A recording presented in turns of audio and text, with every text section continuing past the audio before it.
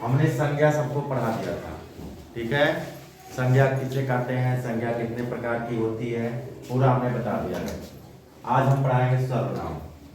आज हम पढ़ाएंगे सर्वनाम, इसको इंग्लिश में प्रोनाउन कहते हैं। वे शब्द जो संज्ञा के स्थान पर प्रयोग किए जाते हैं उसे सर्वनाम कहते हैं।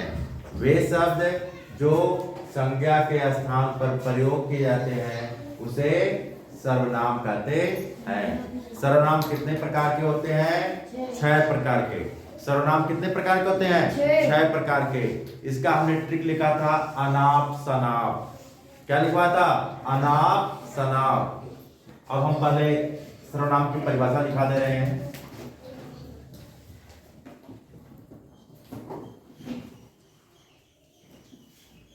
वे शब्द जो संज्ञा के स्थान पर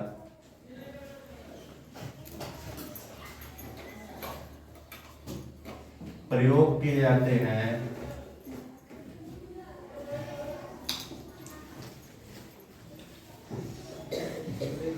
जाते हैं उसे सर्वनाम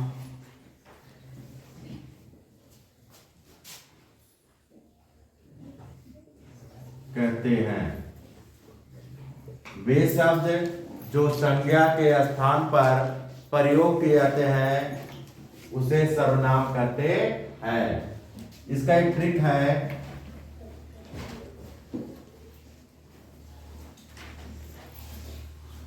सर्वनाम का अर्थ होता है किसी का नाम। सर्वनाम का अर्थ क्या होता है? किसी का नाम। इसको लिख लीजिए, सर्वनाम का अर्थ होता है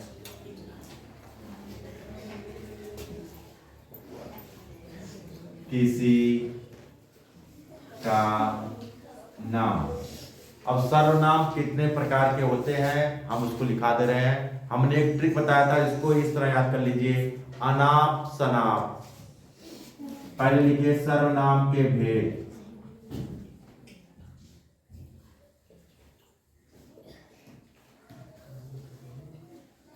सर्वनाम के भेद। सर्वनाम 6 प्रकार के होते हैं। सर्वनाम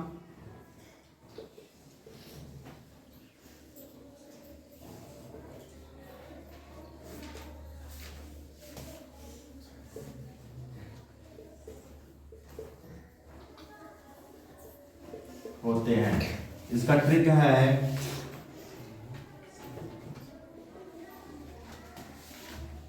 अनाप शनाप। अब एक एक करके लिखिए। आ पहले लिखिए, फिर ना लिखिए, फिर पा लिखिए, सा लिखिए, ना लिखिए, फिर पा लिखिए। 1 2 3 4 5 6 हो गए। अब इसको लिखिए। आ से होता अनिश्चयवाचक सर्वनाम। अनिश्चय वाचक सर्वनाम। दूसरा है निश्चयवाचक सर्वनाम। ना से होता निश्चयवाचक सर्वनाम।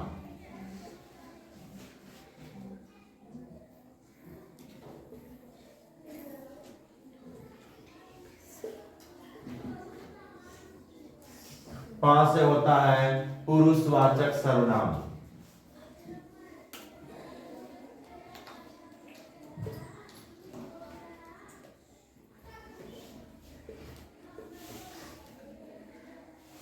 सा से होता है संबंधवाचक सर्वनाम।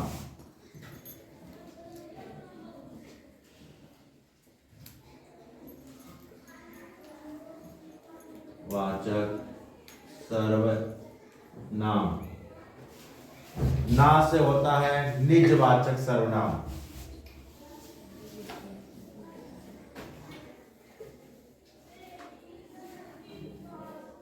सर्वनाम। पा से होता है प्रश्नवाचक सर्वनाम।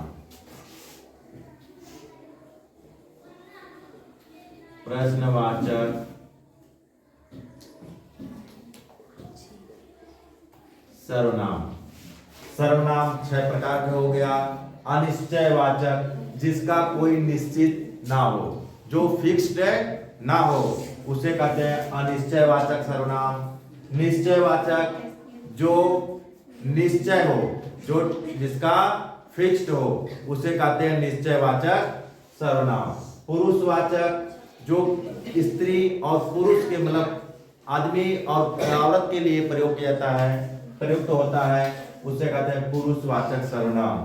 संबंधवाचक, मतलब जहां पे आपस में संबंध दर्शाया गया हो, वहां पे संबंधवाचक सर्वनाम होता है। निजवाचक, मतलब अपने लिए, जो अपने लिए प्रयोग किया जाता है, उसे निजवाचक सर्वनाम कहते हैं। एक है लास्ट है प्रश्नवाचक, जहां पे क्वेश्चन मार्क लगा हो, जहां पे प्रश्न पूछा जाए, वहां प्रश्नवाचक सर्वनाम होता है। अब हम एक एक करके लिखाएंगे। पहला है अनिश्चयवाचक सर्वनाम, लिख लीजिए इसको पहले। पहला सर्वनाम है अनिश्चयवाचक सर्वनाम। चलिए पहला लिखिए।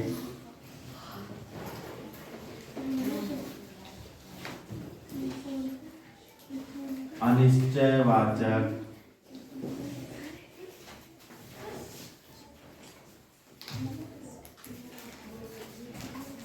अनिश्चयवाचक सर्वनाम, जिस सर्वनाम में किसी वस्तु का कोई निश्चित ना हो, कोई वस्तु निश्चित ना हो, उसे ही अनिश्चयवाचक सर्वनाम कहते हैं। जिस सर्वनाम, जो सर्वनाम अनिश्चित का बोध कराता है या किसी निश्चित वस्तु का बोध नहीं कराता है, उसे अनिश्चयवाचक सर्वनाम कहते हैं। चलो लिखो।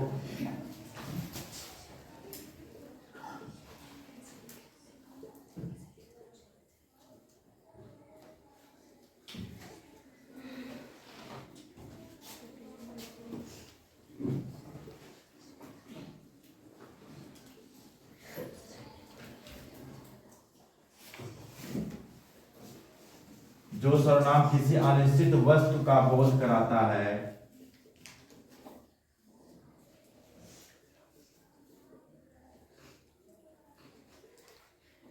उसे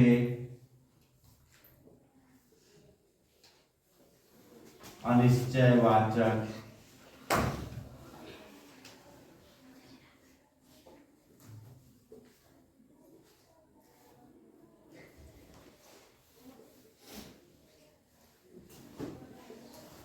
कहते हैं।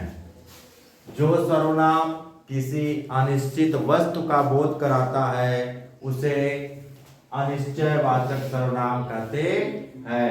जैसे कोई आया था, कोई आया था, निश्चित समय है। कोई आएगा, कोई आया था, कब आया था, कोई निश्चित समय नहीं है, तो वहां पे कौन सा हो गया सर्वनाम? अनिश्चयवाचक। जैसे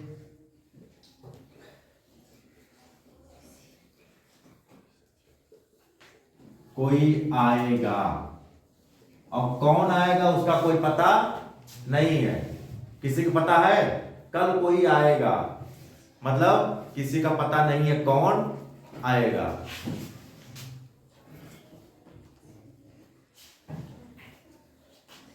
इसमें दूसरा है कोई काम रहा होगा।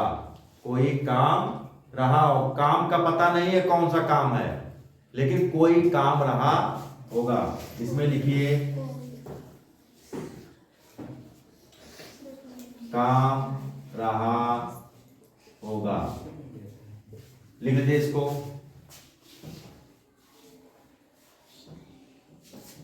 दूसरा इसमें है निश्चयवाचक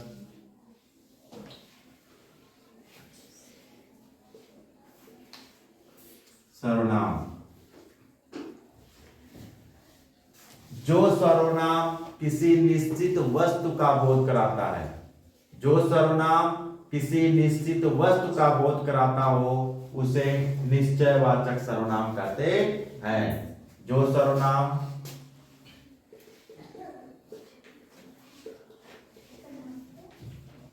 किसी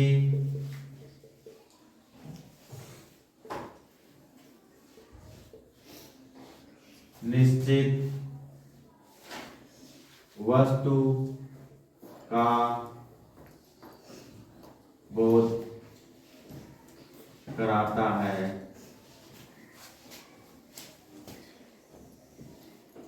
उसे निश्चयवाचक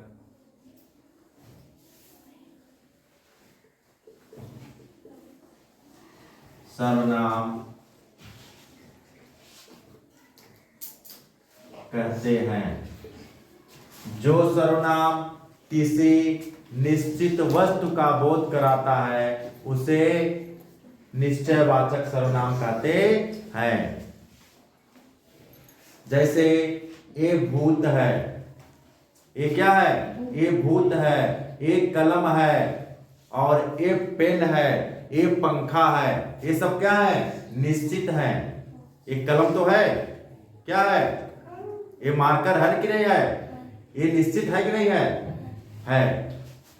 जैसे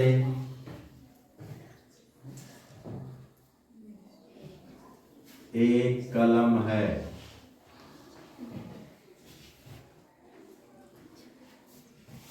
एक कुर्सी है,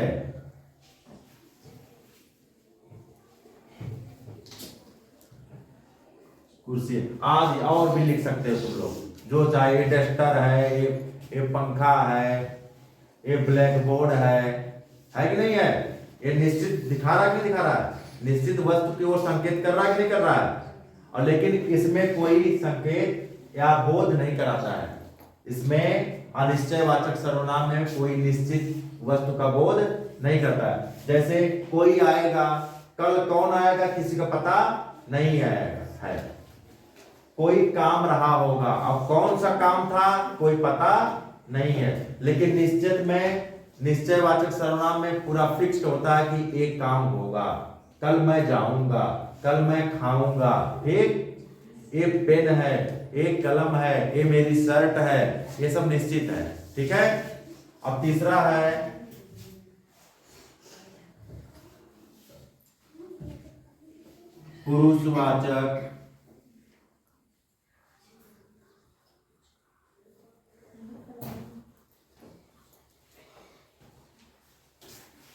पुरुषवाचक सर्वनाम। इसको लिख लीजिए पहले। तो सर्वनाम किसी अनिश्चित वस्तु का, मतलब हमें कोई फिक्स्ड इसका नहीं रहता है कि कौन सी वस्तु है। ठीक है। कोई भी चीज हो, निश्चित फिक्स्ड कोई उसका वो नहीं रहता है।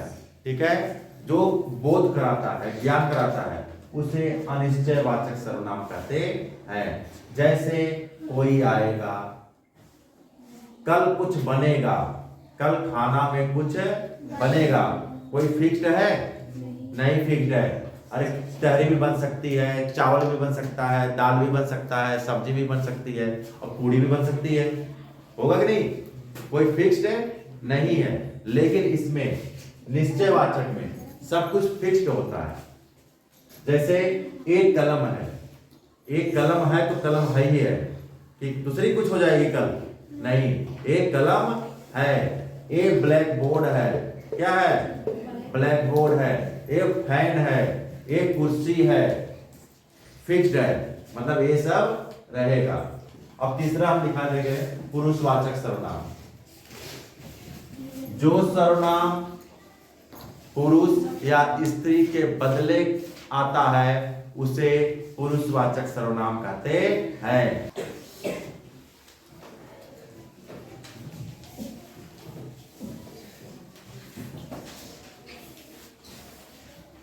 हमारा तीसरा सर्वनाम है पुरुषवाचक सर्वनाम। ऐसा सर्वनाम जो पुरुष तथा स्त्री के बदले आता है। जो सर्वनाम पुरुष या स्त्री के बदले आता है उसे पुरुषवाचक सर्वनाम कहते हैं।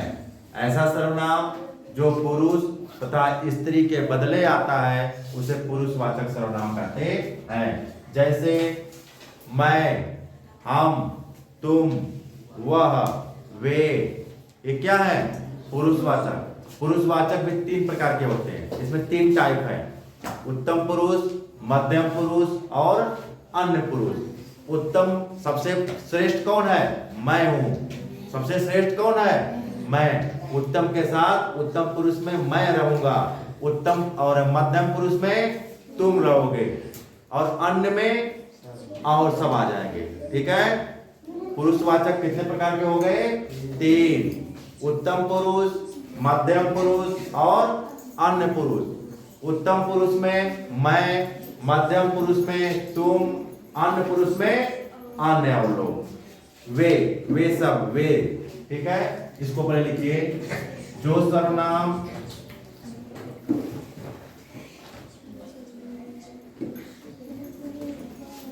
पुरुष या स्त्री के बदले आता है उसे पुरुषवाचक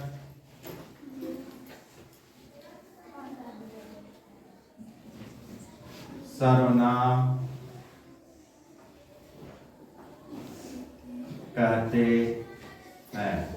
जो सर्वनाम पुरुष या स्त्री के बदले आता है उसे पुरुषवाचक सर्वनाम कहते हैं। इसमें 3 होते हैं।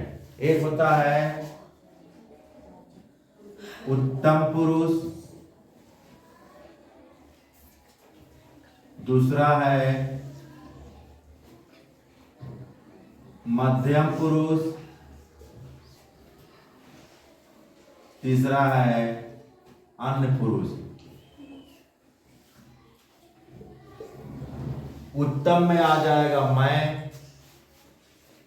मैं या हम। मध्यम पुरुष में आ जाएगा तुम, अन्य पुरुष में वे। मैं, तुम, वे, मैं, तुम, वे या वे सब। मैं मतलब मैं। इसमें सबसे श्रेष्ठ कौन है? मैं हूं। सबसे श्रेष्ठ अपने के लिए मैं हूं, तब जाके तुम हो, तब उसके बाद अन्य लोग हैं या वे लोग हैं। ये समझ में आ गया? लिख लो इसको। संबंध वाचक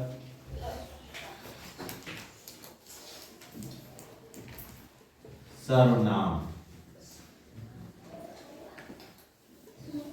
ऐसा सर्वनाम जो संज्ञा तथा सर्वनाम के संबंध का बोध कराता हो। जो संज्ञा तथा सर्वनाम के संबंध का बोध कराता हो उसे कहते हैं संबंधवाचक सर्वनाम।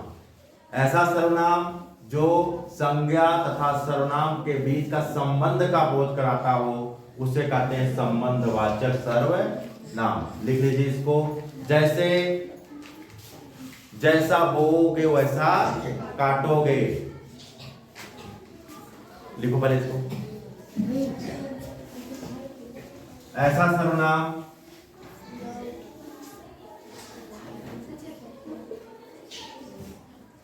जो संज्ञा तथा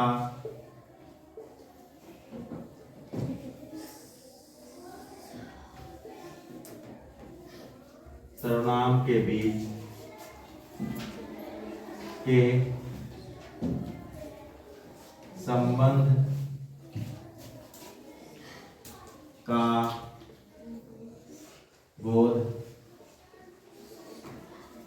कराता हो उसे संबंधवाचक सर्वनाम कहते हैं। ऐसा सर्वनाम जो संज्ञा तथा सर्वनाम के संबंध का बोध कराता हो उसे संबंधवाचक सर्वनाम कहते हैं। जैसे जैसा बोओगे वैसा काटोगे, जैसा पढ़ोगे वैसा रिजल्ट आएगा, ये सब हो सकता है। ठीक है, इसमें उदाहरण जैसे जैसा बोओगे वैसा काटोगे। इसमें दो चीज है कि नहीं, एक तो बोया गया है, दूसरा काटा गया है। इसमें संबंध है, इसमें क्या है, संबंध है, इसलिए यहां पे संबंधवाचक सर्वनाम होगा। अब देखो इसमें दूसरा लिख लो,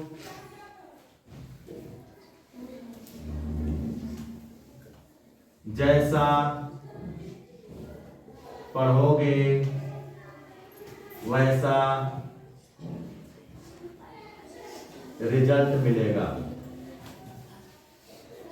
रिजल्ट आएगा या मिलेगा, बात देखिए।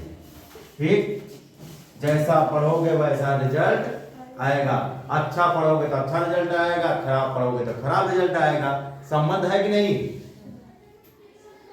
इसलिए यहां पे संबंधवाचक सर्वनाम होगा। पांचवा है हमारा निजवाचक सर्वनाम। निज मतलब होता अपना, निज मतलब क्या होता है, अपना। जिस सर्वनाम के द्वारा अपने का बोध हो, अपने का बोध होता है, उसे कहते हैं निजवाचक सर्वनाम। जैसे मैं कल आऊंगा, मैं अपना काम कर रहा हूं, इसमें अपनापन आता है कि नहीं आता है, जिसमें अपनेपन का भाव हो, उसे कहते हैं निजवाचक सर्वनाम। जिस सर्वनाम में अपने का बोध होता है, अपनेपन का बोध होता है, मतलब अपना स्वयं का बोध होता है, उसे कहते हैं निजवाचक सर्वनाम। जिस सर्वनाम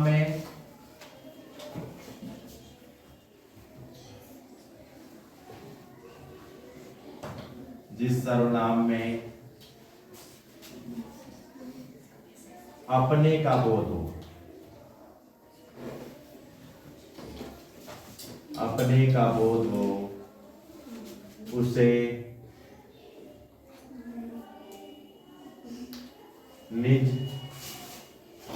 निजवाचक सर्वनाम कहते हैं। जिस सर्वनाम में अपने का बोध हो, मतलब स्वयं, अपने मतलब क्या होता है, अपना का, अपने का बोध हो, उसे कहते हैं निजवाचक सर्वनाम। जैसे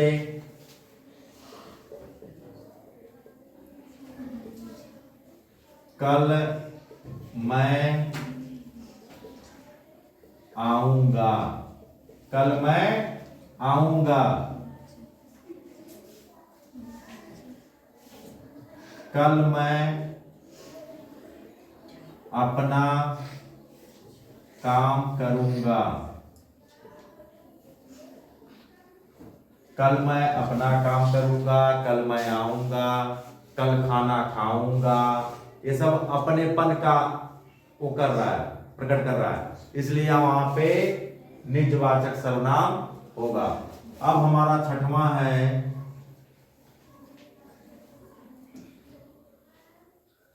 प्रश्नवाचक सर्वनाम।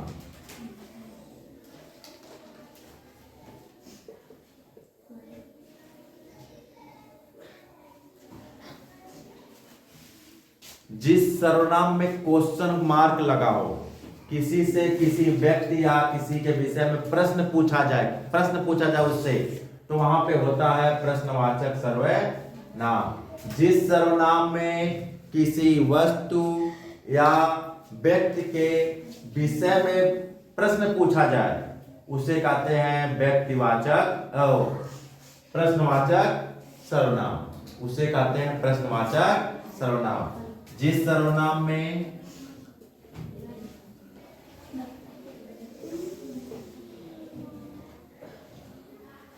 किसी वस्तु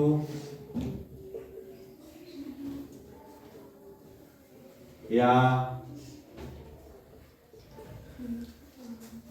व्यक्ति से प्रश्न पूछा जाए या प्रश्न का बोध हो,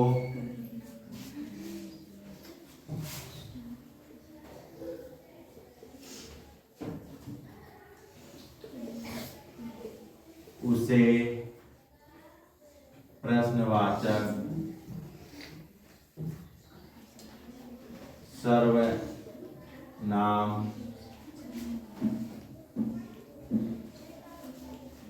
कहते हैं। जैसे तुम क्या कर रहे हो, तुम कल स्कूल आओगे कि नहीं, तुम कल स्कूल आओगे कि नहीं। ठीक है, बता दे रहे हैं। सर्वनाम 6 प्रकार के होते हैं।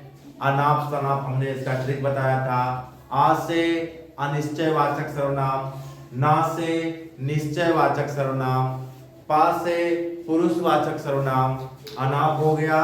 अब सा पे आओ। सा से संबंधवाचक सर्वनाम, ना से निश्चयवाचक सर्वनाम, और फिर एक है पा से प्रश्नवाचक सर्वनाम। हमने पूरा बता दिया।